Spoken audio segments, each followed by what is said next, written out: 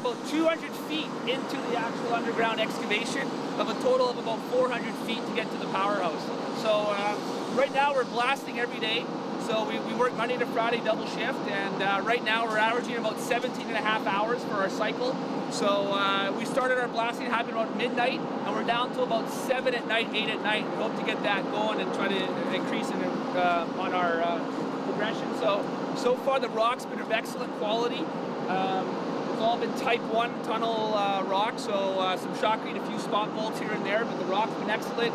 And you can see the muck is being excavated and dumped here on our muck pad and hauled off site to the First Nation. So it's so far so good. Tunneling, this is Go Island.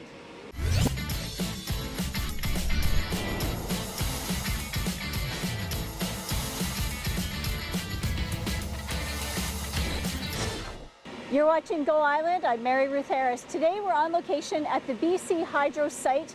That is the new tunnel where the water is going to come through for the John Hart Dam and Generating Station. This whole thing is called the John Hart Project, and it is massive. So we cannot go into the tunnel for safety reasons, but they're going to take us right to the edge so we can have a look at actually how big it is. You could take the word giant and the word enormous and put them together. This is a ginormous project. So stay with us throughout the show. We're going to get to see a little bit of everything down here. And right now we're going to watch this from Campbell River. I'm Mary Ruth Harris. You're watching Go Island on Shaw TV's Channel 4. We are right down at the mouth of the South Tunnel. Now actually I have to correct something from what I said earlier. Where these tunnels go is they go way into the deep underground, and way in there is where the new generating station is actually going to be. It's really an amazing project, and it is a huge project. Over 5 years, millions and millions of dollars. A lot of the jobs are being filled locally, which is great, and it's going to mean that the generating station, as well as the dam, will be seismically upgraded in the event of an earthquake, which is a good thing for Campbell River. So right now we're going to have a look at this story from the Comox Valley, but we'll be back.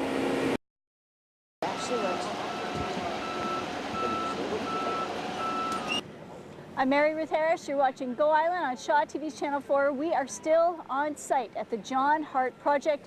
Joining me now is Scott Marshall, and he is the project manager here on site. Now, Scott, we've seen the South Tunnel, and they've already tunneled through, and now we're at the North Tunnel, and it's not through yet. So what's next? Well, you know, we're really excited. We got off to a great start in the middle of last year, doing all the site setup and getting the project started. And on the other side, what you saw, we had the power main access tunnel, which gets us access to the powerhouse. Okay. We're in the phase of excavation where we're going to be excavating rock for approximately 1 whole year until we start the concrete. It's almost like a mining operation. It is. It'll almost be like a mining operation up till about next Christmas, yes. Okay. And so when are they going to start blasting through this hole here? So what behind us, we've been blasting this whole entire trench for the past few months, and we're going to get to the portal face and by the end of the week. Oh, great. So next week and for the next couple months, we're going to be constructing this access tunnel as well. Okay. Now, I know that you have to be really careful with your blasting, so let's talk about that a bit. Yeah, so this facility was built in the 40s, so we're beside a lot of old infrastructure that we have to be careful of. We've got some wooden penstocks, steel penstocks, and these big, large surge towers. So we have to use very special blasting techniques to minimize the amount of vibration and potential damage to this infrastructure. Oh, okay. So instead of creating a mini earthquake, you're trying to do the opposite of that. That's correct, yeah, but still break the rock. So it's a delicate Right. balance to provide enough force to break and fracture the rock, but to minimize the vibration into the surrounding area. So once you break and fracture the rock, do you use then heavy equipment to pull it down? Correct. So this here okay. behind us is a very conventional excavation with an excavator loading into a truck. Okay. Underground, the excavator doesn't fit. So we have specialized equipment to scoop trams to actually load and transport the equipment. And we also have specialized mine trucks which transport and haul the equipment to our muck pad outside. Oh, okay. So once you get through that hole, then it's just going to be pulling out rock for the next year. Correct. Before any other permanent equipment gets established inside. Correct. So this is a 5-year project. So we have about the first third of the project is excavation. Okay. The next third is the concrete and building the actual structure. And the last third or so is putting in the installing the electrical and mechanical equipment. Okay, so there's a ton of concrete that's going to be going in there at some point. Correct, that's right, yeah. So starting this fall, we're not going to wait until the excavation is 100% done. We'll try to overlap those activities. Okay, so good. Sometime this fall, we're going to be, when the excavation is nearing completion, we'll start mobilizing and get ready for concrete work. We have to get this job done. We have a schedule to meet, and we're committed to do that. Now, how does it work with the concrete, like to get it way deep into the tunnel? Do you actually take cement trucks right in? Correct. Well, we have the option now. Right now, we're thinking of pumping the actual concrete down the tunnel to the powerhouse. Okay. So we'll pump the concrete. We'll also haul. We have specialized transmixer trucks that'll actually haul the concrete or shotcrete down the tunnel. So we have both options. So we'll use both throughout the construction. Okay, very cool. Well, we'll catch up with you for more on that another time. Thank you so much for your time today. Great, thank you. All right, we're going to have a look at this. We'll be back.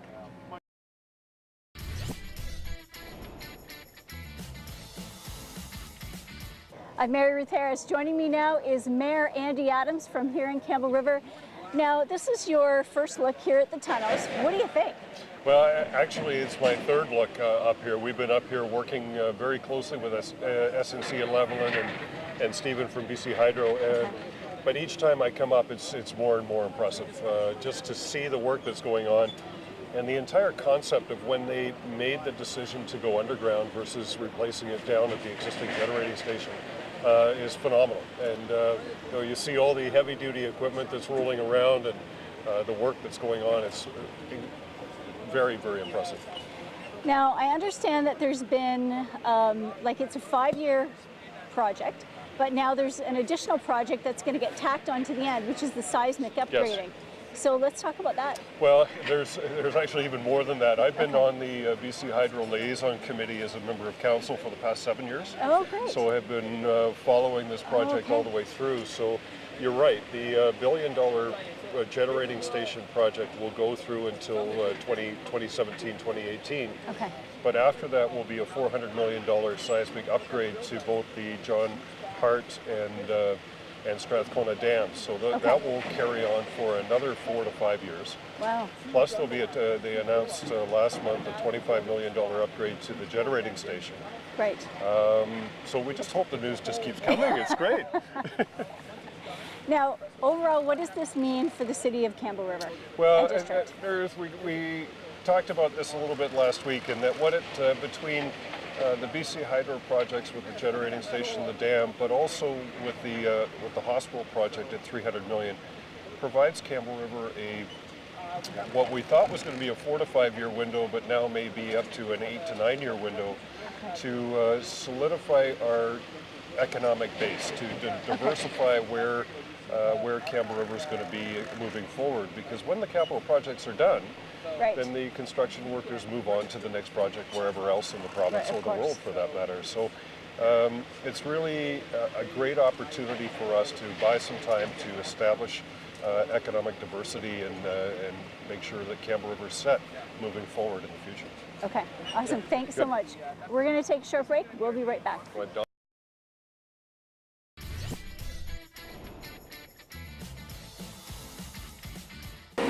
I'm Mary Ruth Harris. You're watching Shaw TV on Channel 4. Way down there, I see a light, but it goes way far beyond that, and it's way deep as well. This is so far underground, it is unbelievable. So we are going to have, we've already spoken with Andy Adams, but coming up we're going to talk to MLA John McRae, who's also here getting a tour of the site. This is really spectacular. The big orange is actually piping in air so that the men working way down in the deepest part of the tunnel actually have fresh oxygen. And it also, there's another one that takes out all the carbon oxide from the exhaust from the machines that they're using to dig out the tunnel. It's pretty impressive. Right now we're going to have a look at this, but we'll be right back. I'm Mary Ruth Harris. You're watching Shaw TV's Channel 4. This is Go Island. We're on location at the BC Hydro project at the John Hart Generating Station, Journey Station and Dam.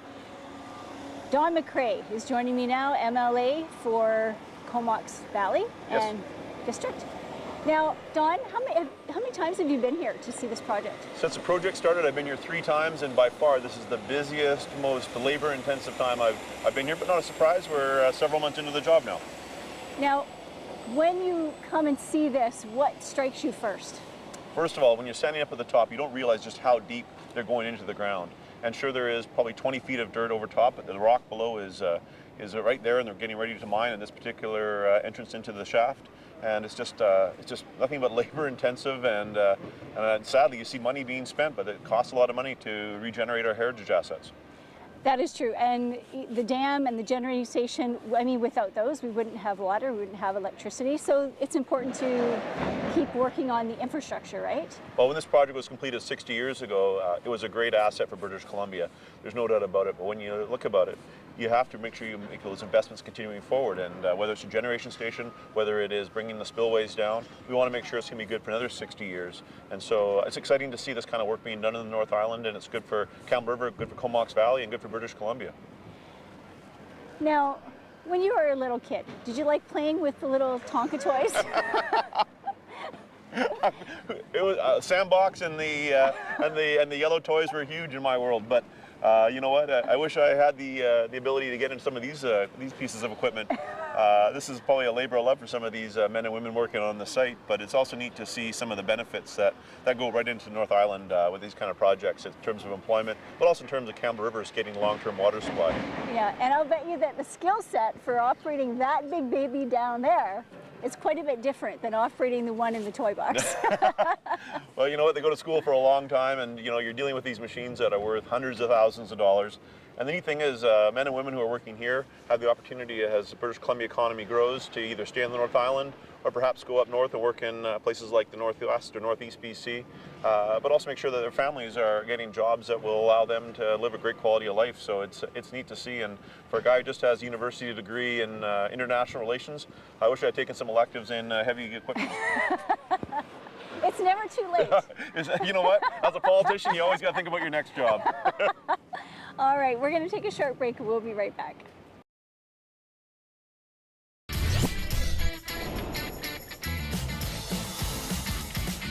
You're watching Go Island. We are on site at the John Hart project. Now, they are blasting into the earth, and one of the ways that they get the things out is using these specialized machines that are called scoop traps. See this tire? It's as big as I am. Well, height-wise anyway. And this is the scooper. This is so cool. Look at the size of that thing. And it's specialized because the whole thing is nice and low, so it can fit into the tunnel, scoop up the rock, and bring it out and dump it. And that's how they're clearing out all of the tunnel. So the excavation here at John Hart is actually going to go on for another year. That's how much rock they are pulling out of the earth. Pretty cool. Now we're going to have a look at this. Gord is almost breaking his back. How far he's got to lean to get to the very top of the ground, coming way down into the tunnel. We're here on a tour site. It has been fantastic. So thank you to Stephen Watson at BC Hydro for arranging this tour.